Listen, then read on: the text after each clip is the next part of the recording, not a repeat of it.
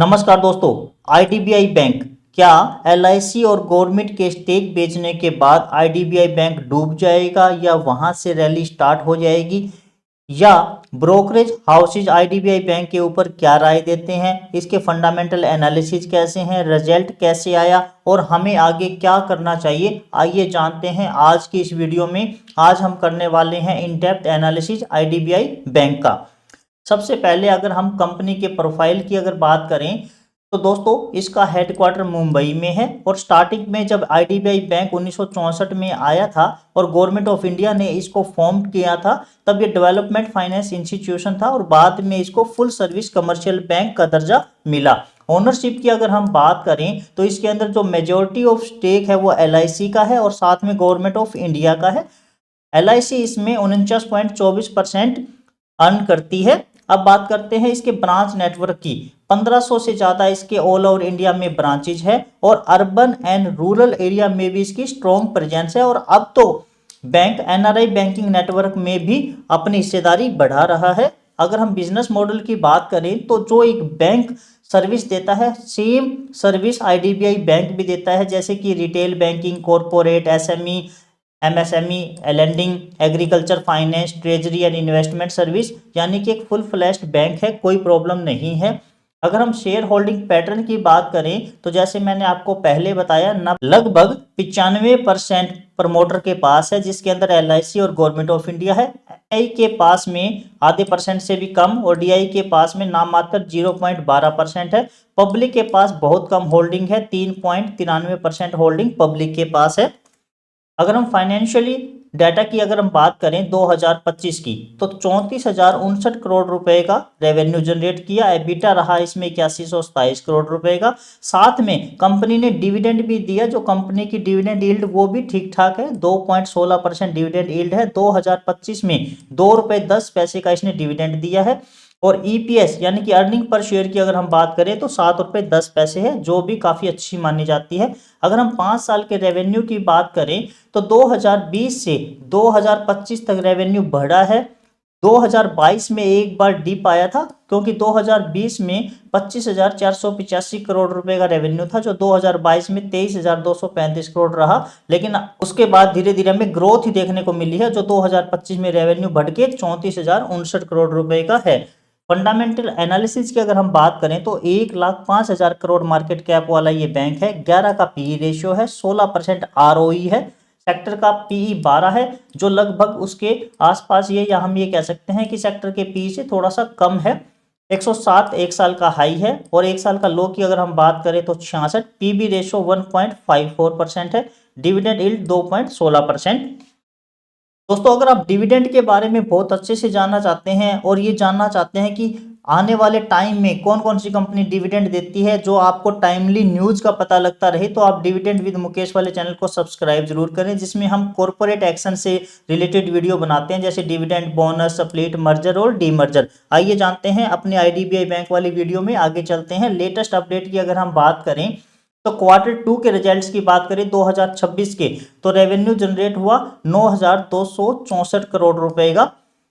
और अगर हम नेट प्रॉफिट की बात करें तो 3,241 करोड़ नेट प्रॉफिट है। दोस्तों मैं आपको ये बता दूं कि क्वार्टरली रिजल्ट काफी अच्छे आए हैं। इंप्रूवमेंट हमें हर जगह देखने को मिली है, चाहे वो रेवेन्यू हो, नेट प्रॉफिट हो, एबिटा हो।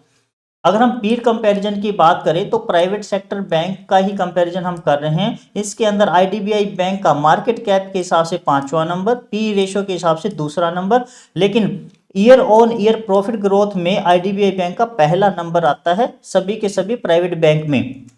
अगर हम होल्डिंग डिटेल की बात करें कि डीआईआई यानी कि म्यूचुअल फंड होल्डिंग कहां कहां इंक्रीज कर रहे हैं या डिक्रीज कर रहे हैं, तो ये अक्टूबर और नवंबर मंथ का ही डाटा है दोस्तों।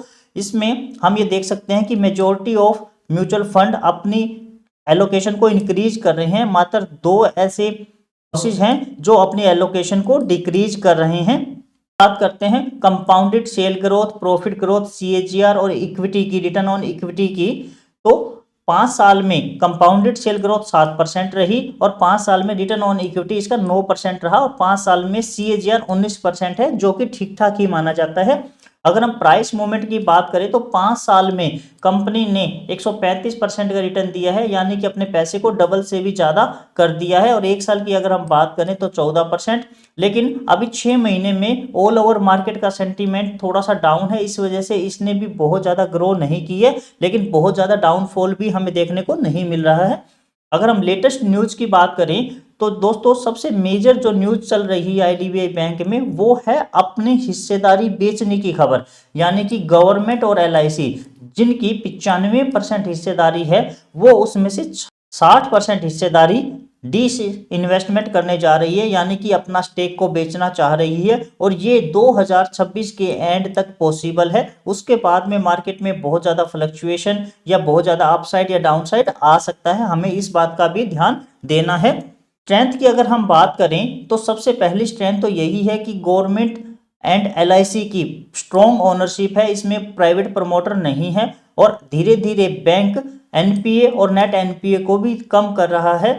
लास्ट के फ्यू क्वार्टर में हमें प्रॉफिट भी बढ़ता हुआ नजर आ रहा है। इनके रिजल्ट्स में अगर हम देखेंगे तो ये क्लियरली हमें शो कर रहा है कि धीरे धीरे प्रॉफिट भी ये बढ़ाते जा रहे हैं। साथ में अपना रिटेल और जो कासा, जो करंट अकाउंट और सेविंग अकाउंट का जो रेशियो होता है उसको भी वो धीरे धीरे ग्रो कर रहे हैं। और पीई अगर कंपैरेटिवली हम देखें तो वो थोड़ा सा लो ही है। अगर हम रिस्क की बात करें तो एक टाइम में आईडीबीआई बैंक का जो एनपीए था वो काफ़ी ज़्यादा था, यानी कि पास्ट एनपीए हिस्ट्री थोड़ा सा रिस्क में डालती है। लोन ग्रोथ इसकी दूसरे प्राइवेट बैंक जैसे कि HDFC bank, ICICI bank, Kotak bank उनके मुकाबले में लोन ग्रोथ इसकी काफ़ी कम है।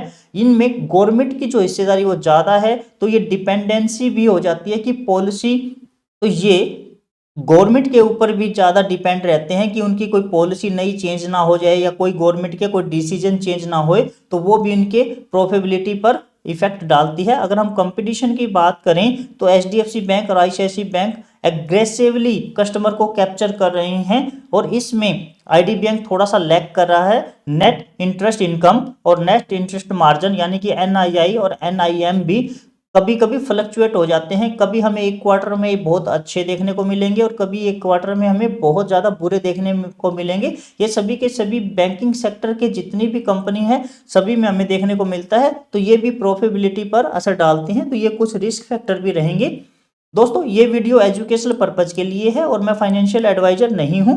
अब हम बात करते हैं डिफरेंट व्यूज की कि कौन कौन से ब्रोकरेज हाउसेज क्या राय देते हैं। दोस्तों लेटेस्ट बहुत ज़्यादा अलग अलग कंपनी ने कोई डाटा प्रोवाइड नहीं करवाया है और मैं फेक डाटा प्रोवाइड आपको नहीं करवाता हूं, इसलिए जो जेन्युइन है वही आपको बता रहा हूं। एचडीएफसी सिक्योरिटी ने बाय की रेटिंग दी है, उनका टारगेट है लगभग 10 से 12% अपसाइड, यानी कि वो 101 रुपये पर एंट्री और स्टॉप लॉस 95 रुपये 50 पैसे पर और टारगेट दे रहे हैं 114 रुपये पर। जो ये स्टॉप लॉस होता है ये ट्रेडर के लिए होता है, लॉन्ग टर्म इन्वेस्टर को क्या करना चाहिए वो भी हम इस वीडियो में डिस्कस करने वाले हैं। अब बात करते हैं टेक्निकली। 98 रुपये करंट मार्केट प्राइस है, आरएसआई 44 और स्टोकास्टिक इसका 14 है, यानी कि स्टोकास्टिक तो बाय की रेटिंग दे रहे हैं और आरएसआई न्यूट्रल शो कर रहा है। अब हम एक चार्ट से समझने की कोशिश करते हैं कि प्राइस ने करंट में लास्ट के 2025 से लेके अब तक कैसी मूवमेंट दी है और हमें आगे क्या करना चाहिए। दोस्तों जैसे कि मैं आपको ये 3 लाइन शो कर रहा हूं, इसमें अगर हम देखेंगे तो जो ग्रीन लाइन है वो 100 डीएमए की लाइन है, यानी कि हम कह सकते हैं कि अब भी करंट में back to back 100 DMA, EMA 50, EMA 20 का ये सपोर्ट लेवल पे खड़ा है। अभी 95 रुपये का इसका ईएमए 20 का सपोर्ट है जो लगभग 95 रुपये के आसपास है। उसके बाद में ईएमए 50 का जो सपोर्ट है वो 90 रुपये के आसपास है और 100 का ईएमए का सपोर्ट है वो 100 लगभग 87 रुपीज़ के आसपास है। तो मार्केट एक बहुत बड़े सपोर्ट के साथ खड़ा है, तो ऐसा लगता है कि ये सपोर्ट आसानी से टूटने वाले नहीं हैं। अब हमें स्ट्रेटजी क्या बनानी चाहिए, जैसे जैसे मूविंग एवरेज के पास में प्राइस आता है तो हम अपनी थोड़ी थोड़ी होल्डिंग को इंक्रीज कर सकते हैं। हमें एक साथ इसमें पैसा नहीं डालना है, थोड़ा सा पैसा हम 95 रुपये के आसपास, थोड़ा सा पैसा हम 85 रुपये के आसपास, थोड़ा सा पैसा हम 80 रुपये के आसपास हम डाल सकते हैं। फाइनल जो बॉटम हमें लगता है एज पर टेक्निकल एनालिसिस, तो दोस्तों यहाँ से प्राइस यहाँ तक मूव की थी लगभग 70 रुपये से, इसने 108 रुपये का टारगेट दिया था। अब प्राइस यहाँ तक अगर लौट के आती है ये बहुत ज़्यादा मेजर सपोर्ट का काम करेगा मार्केट में। तो हमें थोड़ा थोड़ा करके पैसा इसमें इन्वेस्ट कर सकते हैं। ये कोई बाय सेल रिकमेंडेशन नहीं है, आप अपने रिस्क कैपेसिटी के हिसाब से इसमें इन्वेस्टमेंट कर सकते हैं। मैंने आपको इसमें स्ट्रेंथ, वीकनेस, फाइनेंशियल डाटा सब कुछ शो किया है। तो आप अपनी स्टडी के हिसाब से, आप अपने फाइनेंशियल एडवाइजर से पूछ के इसमें इन्वेस्टमेंट स्टार्ट कर सकते हैं। अब हमें करना क्या चाहिए, अगर आप लॉन्ग टर्म इन्वेस्टर हैं तो दोस्तों हम ये देख सकते हैं कि जो पीएसयू बैंक यानी कि पब्लिक सेक्टर बैंक है, उनकी स्टोरी टर्न अराउंड हो रही है। यानी कि उन्होंने जब 2-3 साल लास्ट में परफॉर्म नहीं किया था, वो अंडर परफॉर्म कर रहे थे, तो अब धीरे धीरे उनमें बाइंग आ रही है और वो अपसाइड मोमेंटम दिखा रहे हैं। साथ में मैनेजमेंट कंट्रोल ट्रांसफर, यानी कि जब एलआईसी और गवर्नमेंट ऑफ इंडिया स्टेक को ट्रांसफर करेगी तो उसमें ओनरशिप भी चेंज होगी, तो डिसीजन भी चेंज होंगे। तो हो सकता है कि लॉन्ग टर्म में हमें बहुत अच्छा मुनाफा देखने को मिले। खासा इंप्रूवमेंट हो रहा है, एनपीए भी कंट्रोल में है, लोन बुक ग्रोथ भी अच्छी जा रही है। तो हम ये कह सकते हैं कि लॉन्ग टर्म में आईडीबीआई बैंक में कोई भी प्रॉब्लम नहीं लग रही है। हमें करना क्या चाहिए, स्मॉल सिप फॉर्मेट में हमें पैसा ऐड करना चाहिए। यानी कि हमने जो बात की थी कि आप थोड़ा थोड़ा पैसा 10% करेक्शन में डाल सकते हैं। आप अपने पोर्टफोलियो का, यानी कि अगर आपने 1 लाख रुपए लगाना है तो 10,000 रुपए से ज़्यादा आईडीबीआई बैंक में आपने नहीं लगाना है। यही एक आइडियल पोर्टफोलियो का रूल होता है कि अगर आपने 1 लाख रुपए इन्वेस्ट करने हैं तो एक स्टॉक में आप 10% ही डालिएगा। साथ में आपके अंदर पेशेंस होना चाहिए और एक वोलेटिलिटी को एक्सेप्ट करना आपको आना चाहिए। ऐसा नहीं है कि आप घबरा जाएं, आपको जहां 10% करेक्शन में पैसा डालना चाहिए था और वहां आपने टेक को बेच के आप अपने पोर्टफोलियो को खाली करके पैनिक कर जाएं, हमें ऐसा बिल्कुल भी नहीं करना है। रिस्क क्या क्या रहेगा दोस्तों, जो डिसइन्वेस्टमेंट का जो प्रोसेस है अगर वो ज़्यादा डिले होता है तो उसका असर प्राइस के ऊपर भी जरूर पड़ेगा। तो हमें इन चीज़ों का भी जरूर ध्यान देना चाहिए।